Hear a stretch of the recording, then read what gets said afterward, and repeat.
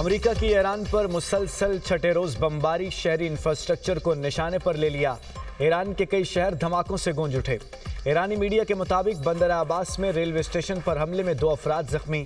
بندر عباس میں حملے سے پل تباہ، بمباری کے وقت گاڑیاں گزر رہی تھیں۔ مواصلاتی ٹاور پر حملے کے بعد علاقے کی بجلی بند ہو گئی۔ ایران شہر میں ایئرپورٹ پر حملہ، دھوئیں کے گہرے بادل اٹھتے دیکھے گئے۔ صوبہ ہرمزگان کے ساحلی شہر بندر خمیر میں امریکی حملہ، پل کو نقصان پہنچنے کی اطلاع۔ اہواز، بوشہر اور قشم میں بھی دھماکوں کی آوازیں سنی گئیں۔ امریکی سینٹرل کمانڈ کے مطابق امریکی فوج نے ایران میں میزائل اور ڈرون لانچ کرنے کے مقامات کو نشانہ بنایا۔ بندر عباس میں نگرانی اور ریڈار تنصیبات کو ہدف بنایا گیا ہے۔ عراقی شہر اربل میں ڈرون حملے کے بعد امریکی سفارت خانے کا سیکیورٹی الرٹ جاری۔ امریکی شہریوں کو عراق کا سفر نہ کرنے کی ہدایت جاری کر دی گئی۔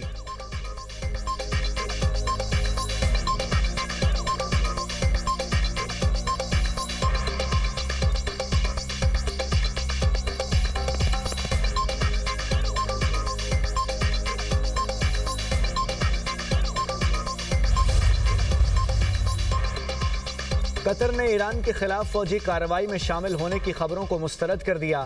قطری وزارت خارجہ کے مطابق اسرائیلی میڈیا کی رپورٹس بے بنیاد اور گمراہ کن ہیں۔ ان الزامات کا مقصد قطر کو تنازع میں گھسیٹنے کی کوشش ہے۔ الزامات کا مقصد ہمارے مصالحتی کردار کو نقصان پہنچانا ہے۔ قطر نہ کسی ہمسایہ ملک کے خلاف فوجی کارروائی کا حصہ بنا اور نہ بنے گا۔ خطے میں امن اور کشیدگی کے خاتمے کے لیے سفارتی کوششیں جاری رہیں گی۔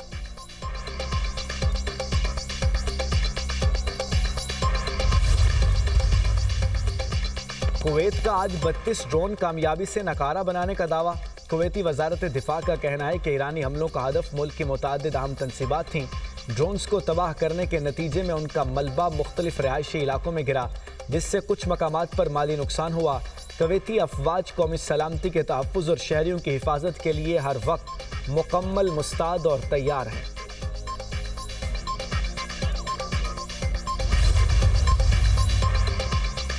ایرانی وزیر خارجہ عباس اراغچی کا امریکی حملوں پر سخت رد عمل، کہا امریکہ ایران میں جنگی جرائم کر رہا ہے۔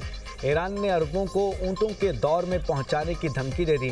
ترجمان خاتم الانبیاء ہیڈ کوارٹرز نے کہا امریکہ کا ایرانی انفراسٹرکچر نشانہ بنانا تباہ کن ہوگا۔ خطے کے انفراسٹرکچر کا ہر ٹکڑا تباہ کر دیں گے، ایسے تباہ کریں گے جیسے کبھی وجود ہی نہ تھا۔ امریکی حملے جاری رہے تو جنگ پھیل جائے گی۔ یمن کی مزاحمتی تنظیم کی سعودی عرب کی تیل تنصیبات پر حملے کی دھمکی۔ برطانوی خبر رساں ایجنسی کے مطابق حوثی رہنما عبد الملک الحوثی نے خبردار کیا کہ سعودی عرب یمن کے خلاف جارحیت میں شامل نہ ہو۔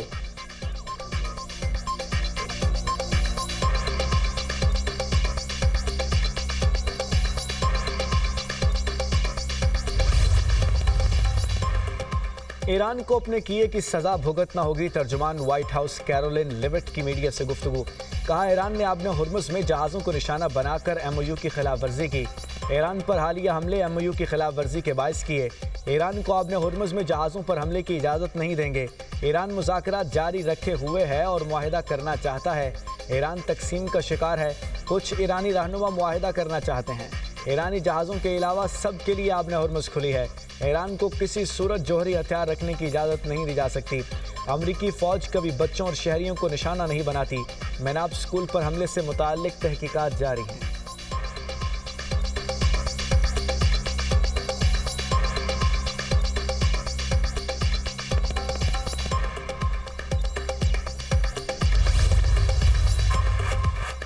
امریکہ کی توانائی تنصیبات پر حملوں کی دھمکی، ایران نے جوابی حکمت عملی تیار کر لی، روئٹرز کا دعویٰ۔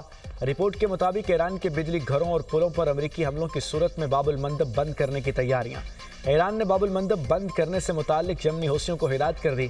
کہا پاور پلانٹ پر حملہ کیا گیا تو باب المندب بند کر دیں گے۔ خبر ایجنسی کے مطابق باب المندب کی بندش سے عالمی معیشت شدید متاثر ہوگی۔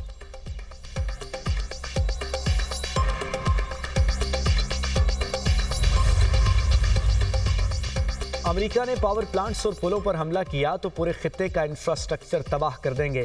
ایرانی فوج کے ترجمان بریگیڈیئر جنرل ابراہیم ذوالفقاری کی امریکہ کو دھمکی۔ کہا خطے کو اونٹوں کے دور میں واپس بھیج دیں گے۔ امریکہ کو آبِ ہرمز میں مداخلت کی اجازت نہیں دیں گے۔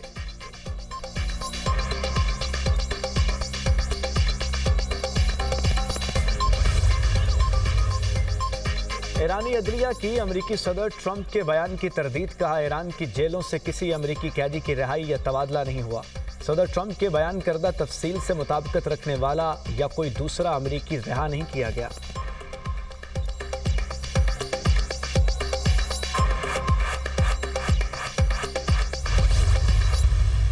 Pakistan firmly believes the Islamabad Memorandum of Understanding remains an enduring framework for promoting peace, mutual respect, and shared prosperity. While the implementation of MOU is facing challenges, Pakistan will continue to encourage all sides to end violence and resume technical level talks in accordance with the MOU. We hope that all parties will remain committed to the path of dialogue and diplomacy in resolving their outstanding issues. We express the hope for an early normalization of the situation in the Strait of Hormuz. اسلام آباد مفاہمتی یادداشت اب بھی مؤثر اور قابل عمل ہے۔ مفاہمتی یادداشت نہ ختم ہوئی نہ غیر مؤثر۔ اسلام آباد مفاہمتی یادداشت پر عمل درآمد جاری رہنا چاہیے۔ فریقین کشیدگی کا راستہ چھوڑیں گے تو امن کی واپسی اسی یادداشت سے ممکن ہوگی۔ آخر کار مذاکرات کی میز پر ہی تمام اختلافات حل ہوں گے۔ ترجمان دفتر خارجہ کی نیوز بریفنگ۔ ایران اور امریکہ کے درمیان دوبارہ کشیدگی پر تشویش کا اظہار۔ طاہر اندرابی نے کہا کہ پاکستان فریقین پر ضبط و تحمل کا مظاہرہ کرنے کے لیے زور دیتا ہے، تنازع کسی کے مفاد میں نہیں۔ آبِ ہرمز سے تجارت اور پیٹرولیم مصنوعات کی آسان ترسیل ضروری ہے۔ آبِ ہرمز میں رکاوٹوں سے متعدد ممالک متاثر ہو رہے ہیں۔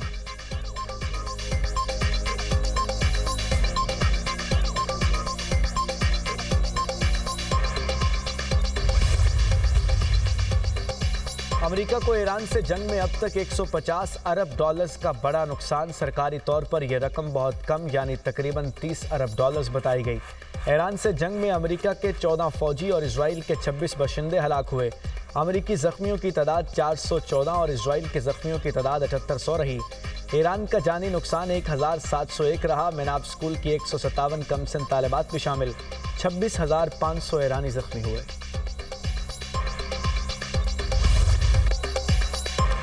امریکہ ایران مفاہمتی یادداشت کو ناکام بنانے کے لیے اسرائیل نے سازش کی۔ امریکی نائب صدر کا اسرائیلی سازشوں کا انکشاف۔ جے ڈی وینس نے ایران میں زمینی فوج بھیجنے کی خبروں کو مسترد کر دیا۔ کہا اسرائیلی حکومت کے بعض عناصر نے ایران کے ساتھ معاہدے کو سبوتاژ کرنے کے لیے امریکہ میں مہم پر بھاری رقم خرچ کی۔ غیر ملکی اثر و رسوخ کی ایسی مہم کے باوجود وہ امریکی مفادات کو اولین ترجیح دیں گے۔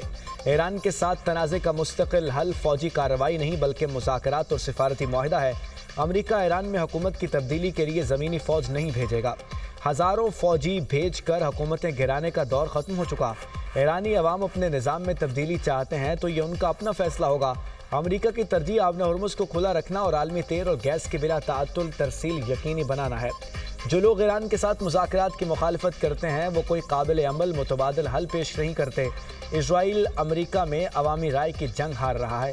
اسرائیل امریکی سیاست پر اثر انداز ہونے کی کوشش کرتا ہے۔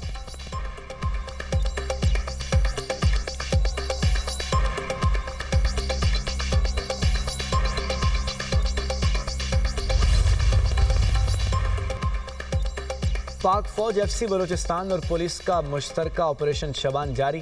سیکیورٹی فورسز کی مؤثر کارروائیوں کے نتیجے میں خارجی دہشت گردوں کو بھاری نقصان۔ مزید 3 دہشت گرد جہنم واصل۔ سیکیورٹی فورسز کی جانب سے دشوار گزار علاقوں میں خارجی دہشت گردوں کے ٹھکانوں کو کامیابی سے نشانہ بنایا گیا۔ آپریشن شبان میں جہنم واصل ہونے والے دہشت گردوں کی مجموعی تعداد 91 ہو گئی۔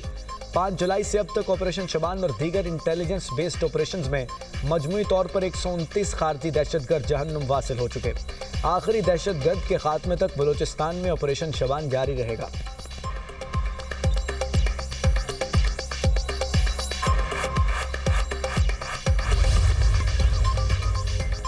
وزیراعظم کی زیر صدارت خطے میں کشیدگی کے ملکی معیشت پر اثرات کا جائزہ اجلاس۔ سادگی اور کفایت شعاری کے اقدامات پر رپورٹ پیش۔ وزیراعظم نے کہا کہ خطے کی صورتحال میں غیر یقینی برقرار ہے۔ ہر ممکنہ چیلنجز سے نمٹنے کے لیے مکمل تیاری رکھیں۔ اللہ کے فضل و کرم سے ملکی معیشت مستحکم ہے۔ ضرورت پڑنے پر بروقت اقدامات کے جامع لاہ عمل مرتب کیا جائے۔ خطے میں کشیدگی بڑھنے کے منفی اثرات سے ملکی معیشت کے مستقبل میں متاثر ہونے کا اندیشہ ہے۔ جس طرح گزشتہ سادگی مہم میں عوام نے بھرپور ساتھ دیا، اس طرز پر کفایت شعاری کو قومی سطح پر اپنانا ہوگا۔ وزیراعظم نے پیٹرولیم مصنوعات اور توانائی کے بچت کی قومی مہم میں عوام کے بھرپور تعاون کو سراہا۔ کہا سادگی اور کفایت شعاری مہم میں عوام نے بھرپور کردار ادا کیا۔ جس پر تہہ دل سے مشکور ہیں۔ صوبائی حکومتوں سے مل کر پیٹرولیم مصنوعات کی مصنوعی قلت پیدا کرنے والوں کے خلاف سخت کارروائی کی جائے۔ ملک کی ضروریات کے مطابق پیٹرولیم مصنوعات کے وافر ذخائر موجود ہیں اور مستقبل کے لیے اس کی فراہمی کو یقینی بنا لیا گیا ہے۔ اجلاس کو بریفنگ۔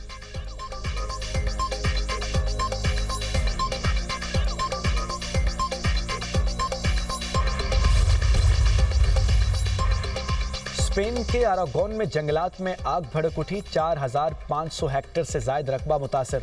خبر ایجنسی کے مطابق آگ پر قابو پانے کے لیے فائر بریگیڈ کی مسلسل کارروائیاں جاری۔ تیز ہواؤں کے باعث امدادی کارروائیوں میں مشکلات کا سامنا۔ اراگون حکومت نے لیول 2 ایمرجنسی نافذ کر دی۔ جنگلات کی آگ کے باعث 5 دیہات خالی، قریبی شاہراہ کو بند کر دیا گیا۔